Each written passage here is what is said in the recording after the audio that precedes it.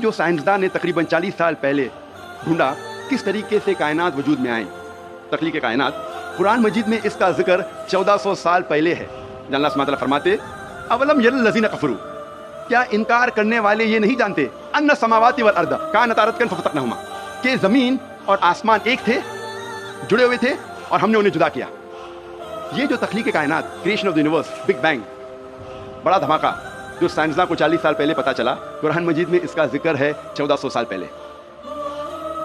कुरान मजीद में अल्लाह सुब्हानहू व तआला फरमाते हैं सूरह फुसिलत में, सूरह नंबर 41 आयत नंबर 11 और 12 में, कि अल्लाह सुब्हानहू व तआला ने आसमान की तरफ देख के कहा जब वो धुआं था कि आसमान और ज़मीन एक साथ आ जाओ, विलिंगली और अनविलिंगली, अपने मर्जी से या अपने मर्जी के बिना।